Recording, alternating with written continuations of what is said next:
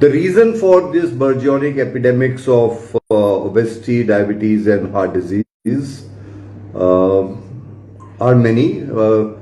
Primarily, if we had to give it one term, it is faulty lifestyle, wherein wrong eating habits, lack of physical activity, irregular sleep pattern, stressful lifestyles, and of course habits like tobacco and alcohol.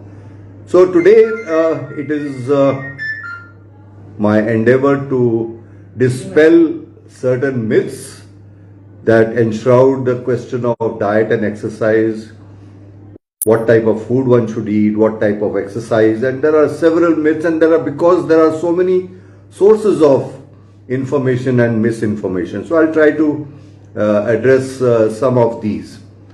So basically when we talk about diet, so the first thing about food is that we have to understand that there are three sources of energy, that is the proteins, the carbohydrates and the fats, and our diet should consist of at least 50 to 60% of carbohydrates, another 20-25 to 30% of proteins, and fat should be about 20%. But equally important is the vitamins and the minerals, which are important for our metabolic functions. So a good diet plan is which is practical, which is realistic, which is sustainable in the long term, and we should avoid the fad diets which are done for short periods, because you cannot carry on with such plans for a very long period. So one terminology in Hindi which I have found particularly useful is that your diet should be saral, seemit, santulit or समय पर. Saral means keep the diet simple, try to take more of whole grains, cereals, fruits and vegetables, salads and sprouts. Seemit, try to limit the portion, try to control how much you are eating, right? And santulit, of course, the balance between proteins, carbohydrates and fats. And samay par, timely eating, no skipping of meals, no late meals, and that's how it should be. So just to address few myths, the first thing some people often ask is that, well, I have started a diet plan and I have cut down on potatoes and rice because they are fattening. Well, rice and potatoes are not fattening, they are starches, they are carbohydrates, and all starches and carbohydrates, once they go into the body, they are going to get converted into simple glucose. This is not fat, it is the calories and carbohydrates. So one should try, when talking of carbohydrate intake, to take those carbohydrates which are complex, which are fiber rich, like whole grains and cereals and vegetables.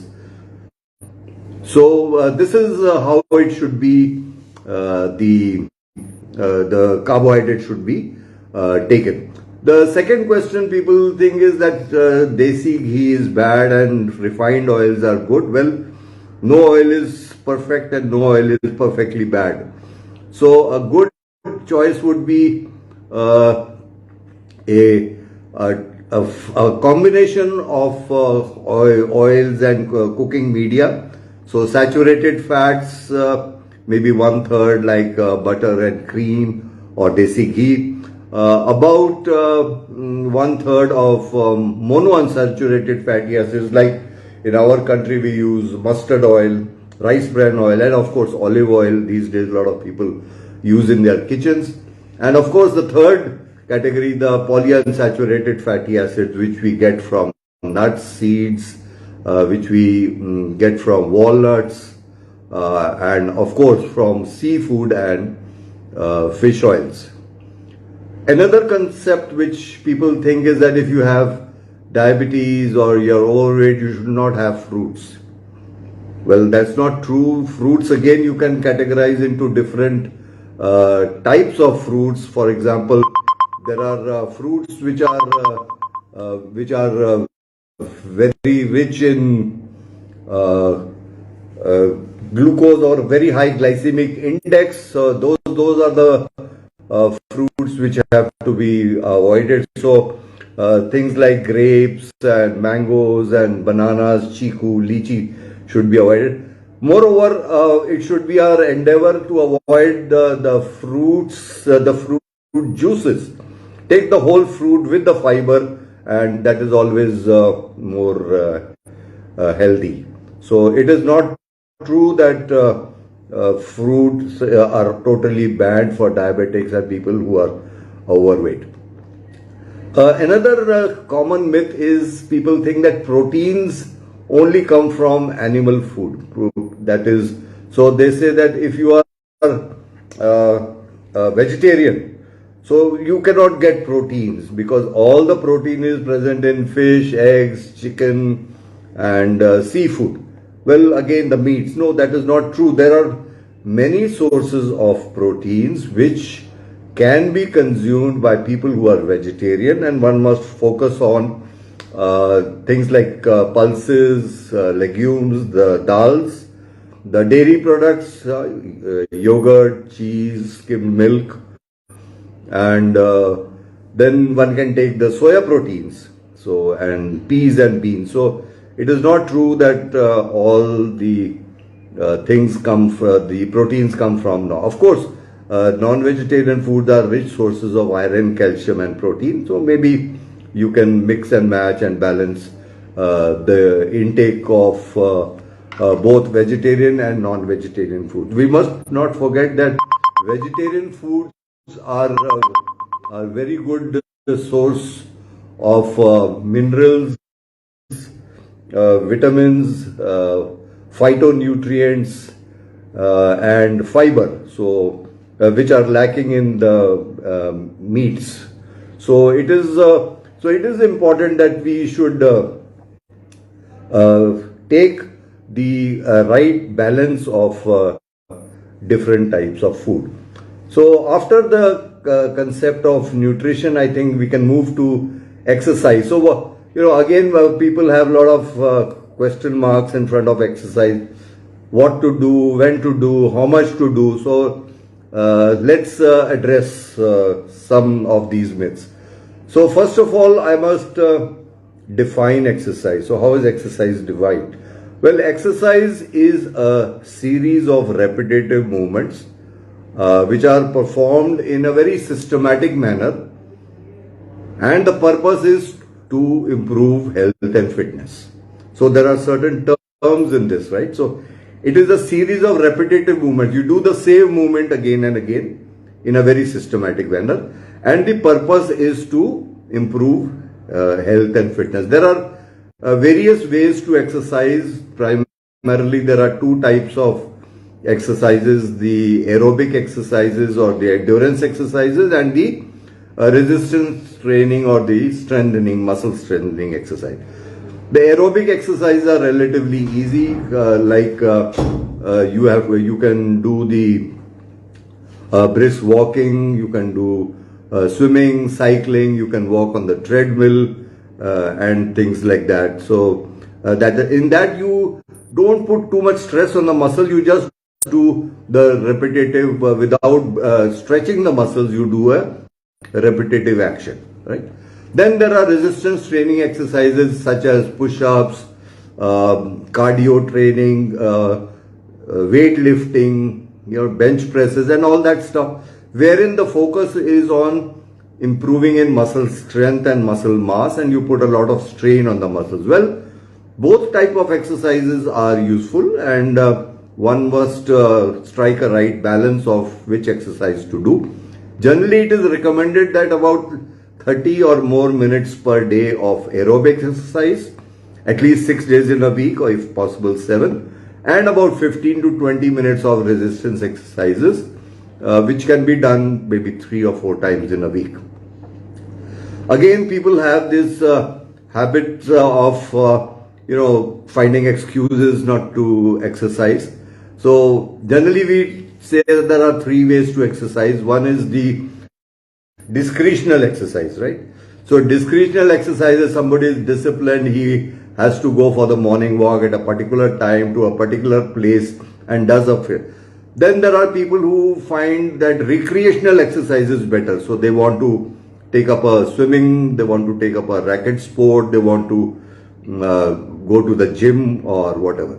But there is one type of exercise which very few people understand is very beneficial and they don't take up, is work-related exercise. You can incorporate physical activity even in your day-to-day life without too much of an effort. You can say for example, while at work at lunchtime, you can go for a small walk. At office, you can use these stairs up and down instead of the elevators and the escalators.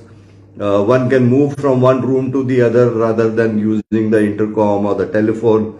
So that one can actually park when for short distances. You can avoid taking your vehicle along. You can try to walk, and you can park at a distance from your destination so that at least some part of physical activity of walking is involved in your daily routine.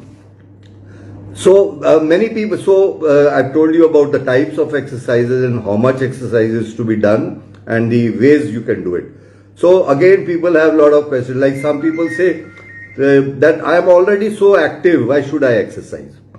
Well, one must understand that exercise, as I defined, is a structured program, systematic, rhythmic activity, periodic and repetitive. Anything which is done which burns calories or involves expenditure of energy is activity. So say a person who is homebound is doing small little things from here to there, picking up things, going to the door, opening the door. This is just activity. This has no health benefit. You are only different than a chair bound or a bed bound person. Second thing is, people say that we have a very busy routine. We wake up very early, office long working hours. So morning walk, there is no time. Well, there is no rule that you can only walk in the morning. You can walk any time. I told you there are ways to walk even while you are at work. While you are on short errands, you can walk instead of using a vehicle.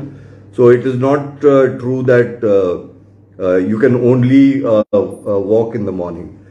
Some people again commit the mistake of never having been physically active and straight away join the gym and do overactivity of cardio and bench press and push-ups and all that. Should not be done. Start slow, start low and go slow. That is how it should be.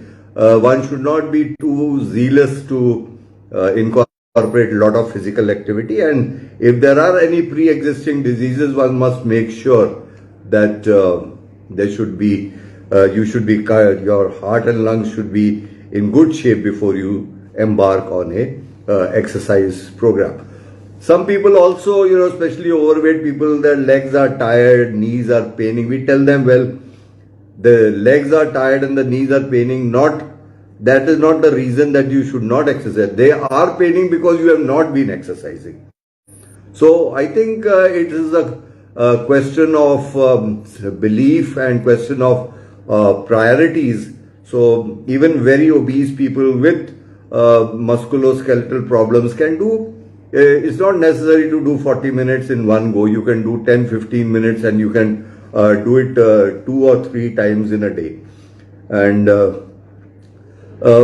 finally, some people, they feel that walking alone or doing exercise alone is a little boring. Well, one thing which people have found useful is creating a group so that you all meet at a particular place at a particular time and you can enjoy your morning routine or your evening routine coupled with exercises. So I hope I have been able to do justice to this topic, just clearing some simple basic facts about diet and exercise.